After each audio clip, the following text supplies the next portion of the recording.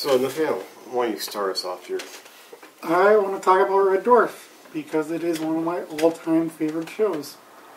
It is probably my all-time favorite sitcom. That is for sure. I'd almost say is my favorite show of all time. Although I have a lot of shows vying for that spot. You would probably say safely say it's your favorite comedy show, right? Yeah, I just said that. Oh. It's my all-time favorite sitcom. Okay.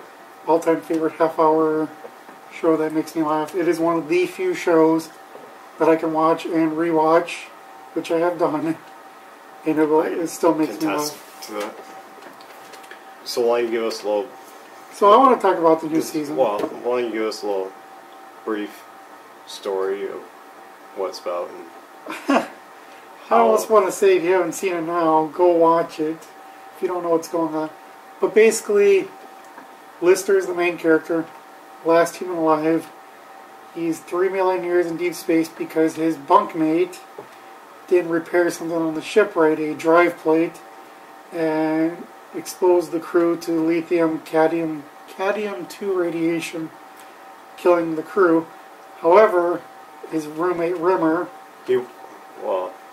He was in stasis at the time, so he was protected. Right, he was in stasis. Because he brought a cat on ship, which is... I don't know. Right, because of quarantine. He was put in stasis. His cat was never found. It was locked safely away in the cargo bay, I believe. His roommate Rimmer, the one who killed the crew, was brought back as a hologram. Which these two did not get along. And in fact, they didn't get along in real life to begin with. His cat evolved to a humanoid life form, and they found Crichton, a service mech who cleans lavatories, but who learns to break his program and become more, and sort of becomes a more incompetent version of Data. So that's the basic gist of the show, if you haven't seen it.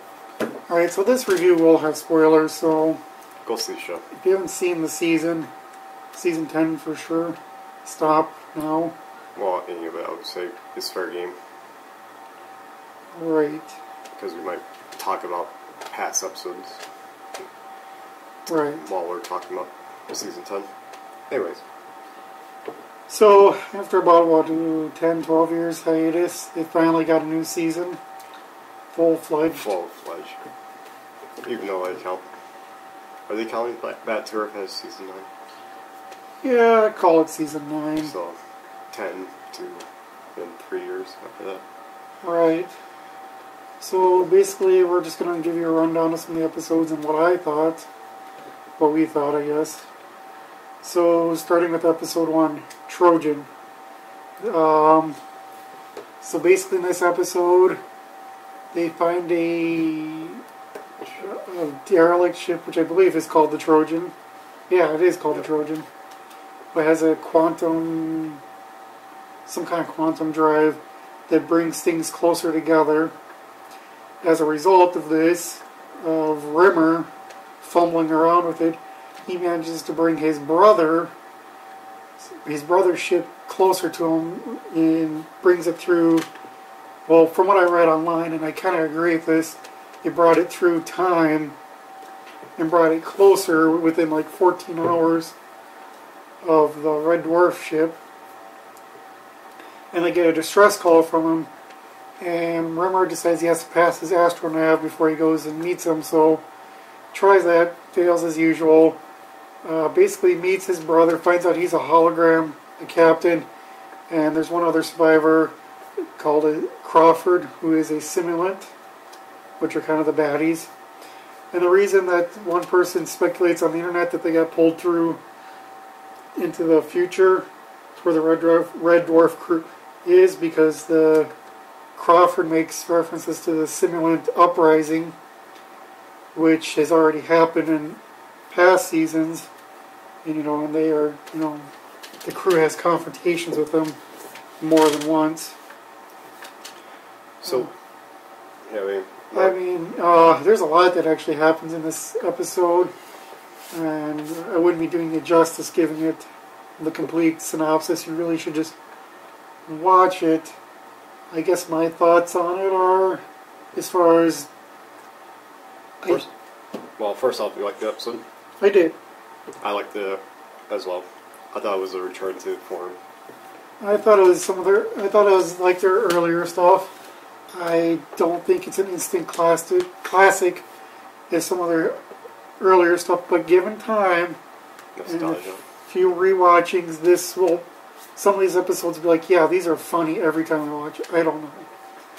I mean, for me, it's not a Justice episode. It's not a Back to Reality or some of those other Sirens or Legion. There's a lot of good, really, really good, episodes, on the original run, let's call it. Even though the original run was plagued with gaps as well. I wouldn't say it was like I said, I don't think it's an instant classic for me. Maybe it will be. I think it had some very funny parts. Especially when Rimmer is introducing the crew to his brother, Harold. Harold? Yeah. Yep. Howard. Howard Rimmer.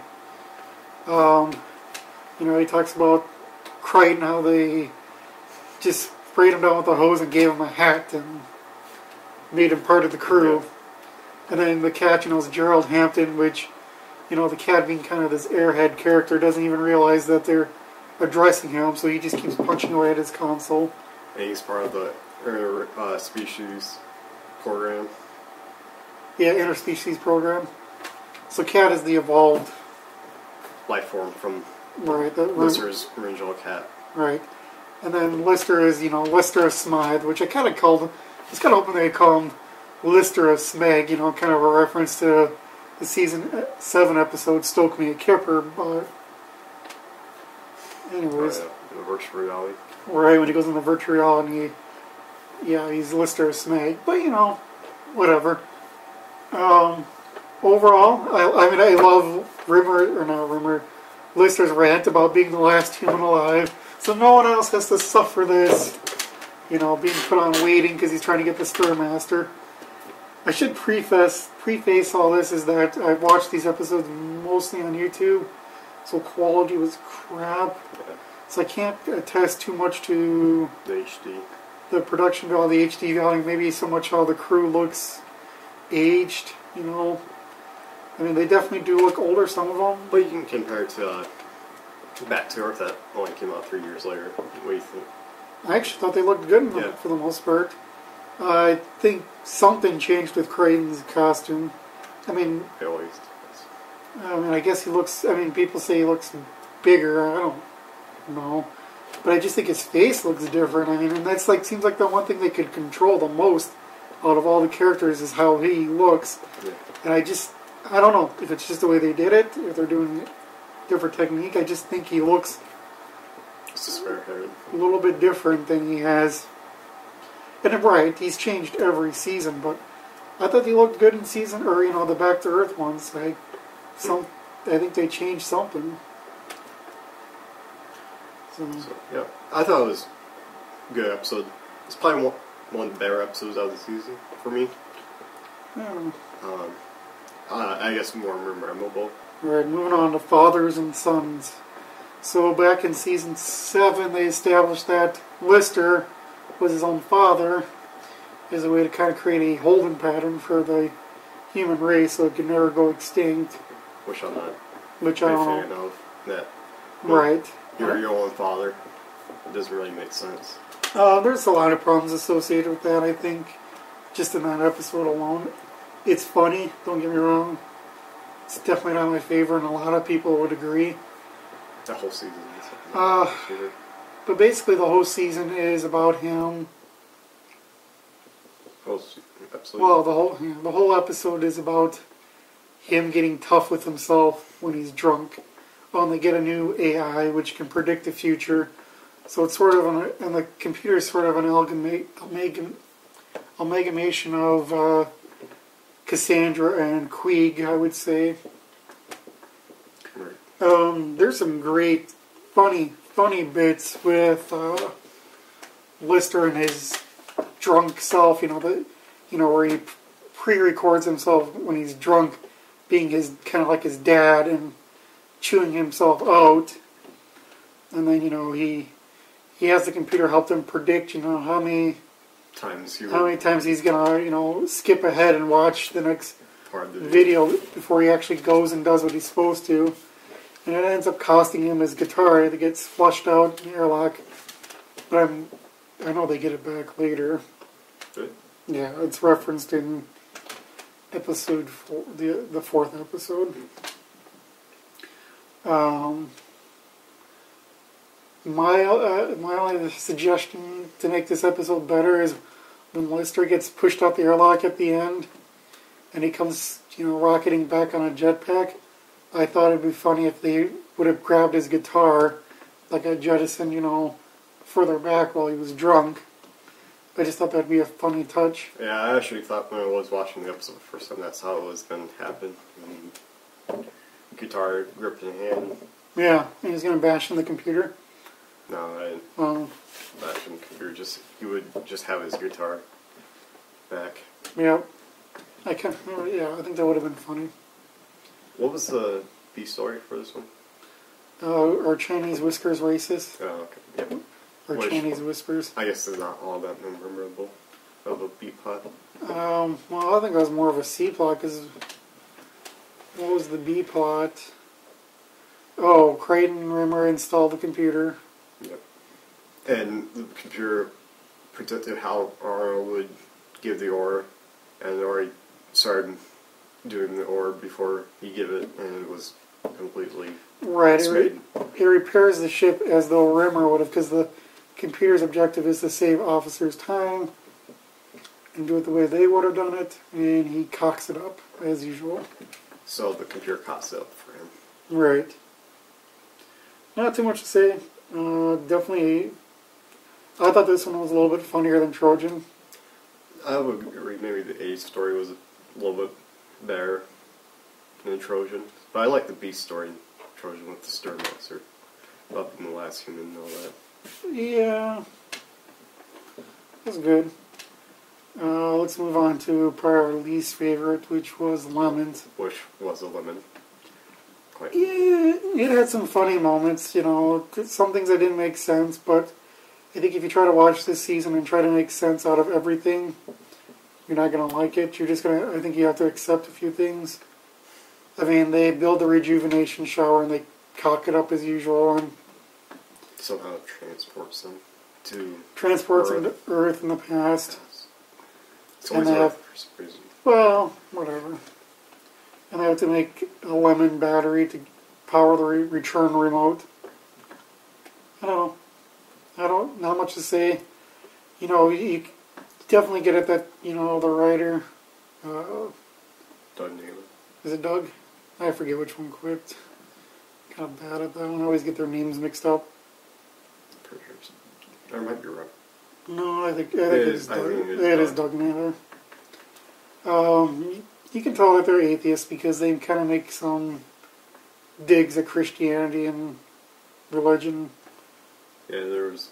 Which I'm pretty thick-skinned about.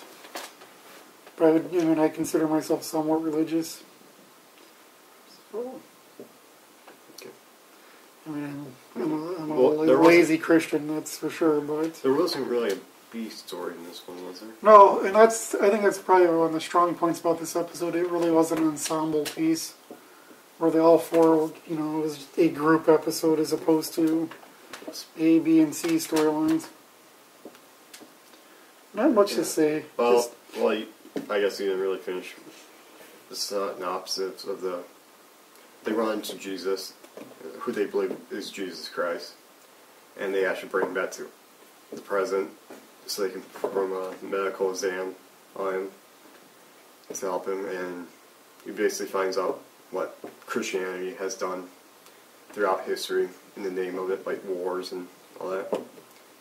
And they have to kind of convince him, this is going to happen, so might as well face it. Well, yeah, so he goes back and he gets back before they do, and he denounces it, and they convince him that he has to do this, and then they kind of find out, oh, he's not really Jesus, it's just a common name. He's not Jesus of Nazareth, it's Jesus of something else. Right, he's not Jesus, and then at the end, they think it's the real Jesus steps in. Oh yeah, there was that whole line about Jesus and Judas being identical brothers. Twin brothers, and that's why Arnold's middle name is Judas, because his mother believed that. And so they thought Judas actually sacrificed himself on the cross. So Jesus could be like, I'm bad. Yeah. Okay, what was the next episode? It was, I don't know the name of it, but it was the one with the scientist in the crotch explorer. Was it synchronicity or something, or synchronized, or? Yeah, it was synchronized. Yeah. So basically, going back to the first episode, using the quantum rods, Crichton's playing around with them, and the cat and Crichton become more synchronized, more prone to coincidences of synchronicity. Lister is off gambling with the bags, biological engineered garbage gobblers or something like that. And he loses Starbug, and he loses Rimmer. Rimmer's plot through the episode is... In a poker game. In a poker game. Rimmer's storyline is, he's being obsessed with safety regulations and trying to get Lister to do this safety paperwork. And pretty much Lister ends up with a ball exploder, on his groin, that if he doesn't turn over Rimmer, then they're going to blow him up. And then they go down and visit and they're about to gamble for, to get Rimmer back, and the cat and Crichton mentioned choking, and the Bags end up choking and dying, which I forget exactly how to say his name, but the guy who plays the Bag also played the head Bag, played Lister's wife, Gelf wife in the season 6 episode Siren or Emo Hawk, yeah. That was 7, or it was 6. Season 6. Yeah. Let's see, what else? So they die, they don't know how to get the ball exploder off Lister, so they end up, going to where it was made. Turns out it is on a space station for incompetent scientists. The idea is, pretty much 2 wrongs make a right, potentially. Which it ends up being a failure, and... They ended up being wrong about that. What? They ended up being wrong about it. Yeah. Surprise. Surprise. But they find they find a scientist in or in stasis, basically, that they are able to thaw out, and she, through stupidity, is able to help them get the NAD exploder off, and then she ends up tripping her way outside the airlock. Well, she wanted to sleep with Rimmer. He's like, of course I will sleep with this woman. And earlier in the episode, Rimmer places this box and, for safety hazard thing over the airlock. She ended up tripping over that and getting flushed out into space. Yep. So it's ironic.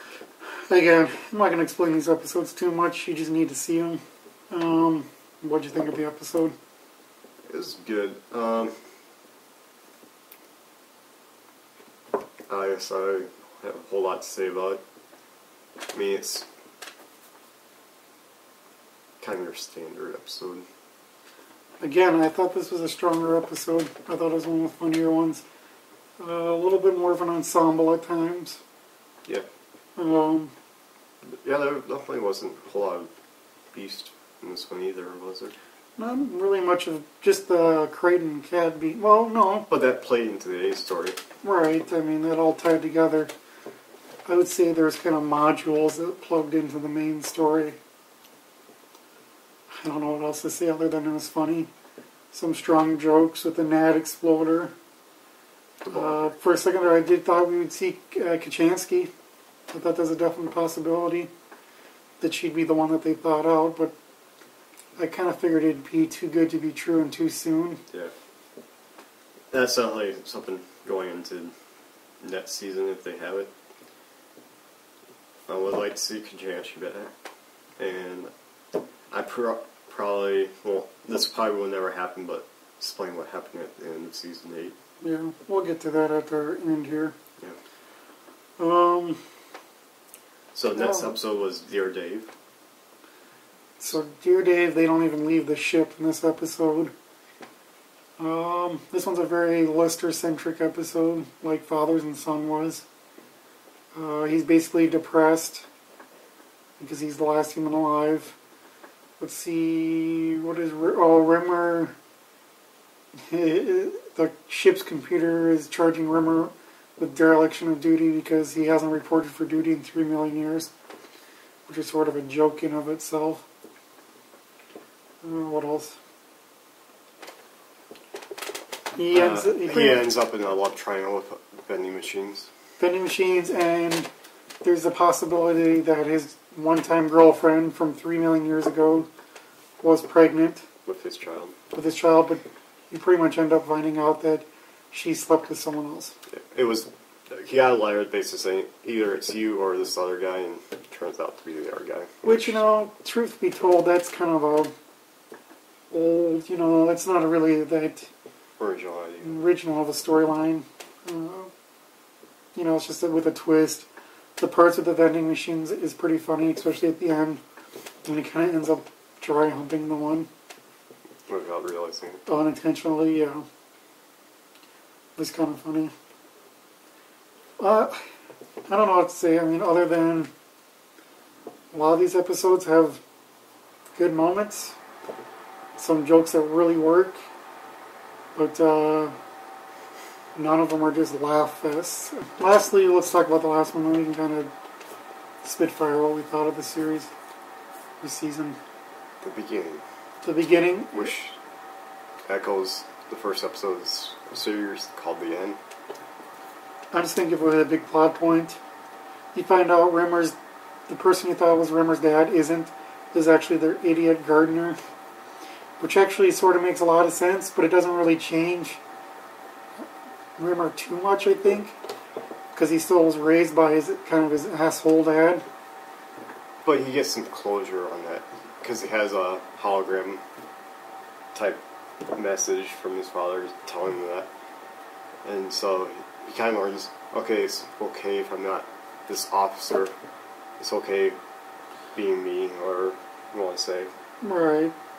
Well, the idea is he would have been an officer before he saw that message, and that he would have achieved something, and, it's the idea that you can't be brought down from that. But, of course, he plays it without becoming an officer after some prying by the crew. Yeah. This episode I liked. It had some very funny moments with the simulants and the guy who stabs himself, when really the guy just wanted him to clean his sword as punishment. I thought that was pretty funny. Had a bit from what would have been the movie in it. Hoagie the Rogue. Yeah. You kissed my brother. So let's just talk about the series as a whole. Did you like it? Yeah, for the most part. I definitely like it better than the Back to Earth special that came out. See, I like the Back to Earth special. My main problem is that, sure, the first episode was kind of funny, but the other two parts are more drama than anything. And this felt just really a return to form. Classic Red Dwarf.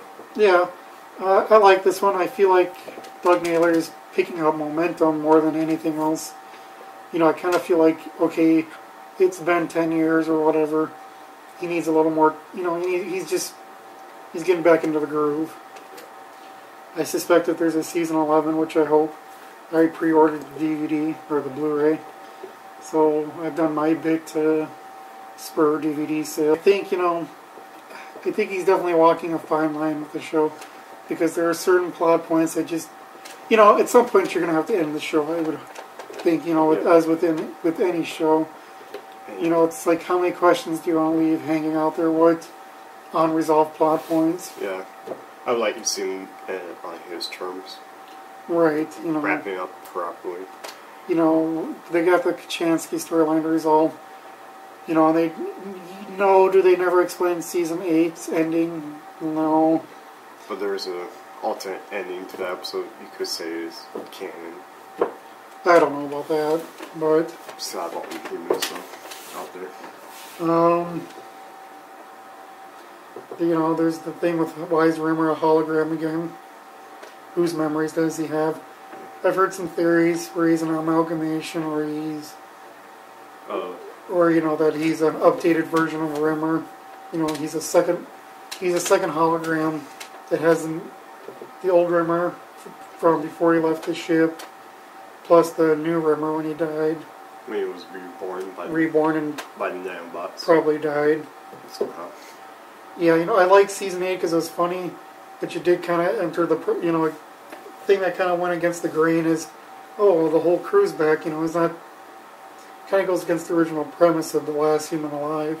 Well, and some of the humor related with that. Yeah. I guess they're the last humans alive. Yeah. I mean, I didn't have problems with the season overall. It was very funny. But it did introduce some... it did go against some of our base. But if you look at the whole show like that, there's always... Like, Lister loses Red Dwarf after season 5 and all that. It really takes leaps and bounds with the show. You just kind of have to go with it. I mean, there's big gaps. I mean, yeah, they've never been 100% good with the continuity's never been, I would say, a super high priority for them. But it's been funny. And if you try, you can tie it all together in a semi-rational fashion. I recommend it. I would give it, if I had to rank it with my favorite seasons, I would... Is it high, medium, low on yours? Medium. I'd probably give it 4.5 stars out of 5. Yeah, I'd give it a solid 4. Okay. Like I said, there's only really one episode we didn't like, and those Lemons, but some people really liked it. So I've read. Final thoughts on the show, or the season. I liked it. I don't think I liked the beginning, because it shows, I think, the most character development for Arnold. With him finally stepping up and not being a coward. At the end? Yeah. And at first when I saw the title of the episode at the beginning, I thought it would be more about maybe them getting to Earth or something, like, or finding other ships, human ships, like the Red Dwarf, or something like that. But now, the more I think about it, it was more beginning of our own transformation, you could say. Well, then it's sort of a rebirth of the show. Yeah. Definitely, it's going to have to see what season 11 does with him. Hopefully, he doesn't, revert back to a coward, even though he's fighting that way, but hopefully I think he will keep his character development. Any other thoughts? Go see it. It's definitely worth a watch. You can find it on YouTube or buy the DVD when it comes out. Or if you're in the UK, sorry, else go live. Yep. Right. Definitely support it. I know for one thing I would definitely like to do is try to get in the audience. Yeah. For season 7. 11. That's what I said. Season 11. Like Series 11, whatever. It's definitely one thing I'm going to seriously considering doing. Is just to, to be a part of that show in some way. So, leave a comment on your favorite episode, season of the show if you've seen it. Or if this review makes you curious at all to see the show, let us know. Alright, until next time. Yeah. See ya. Right.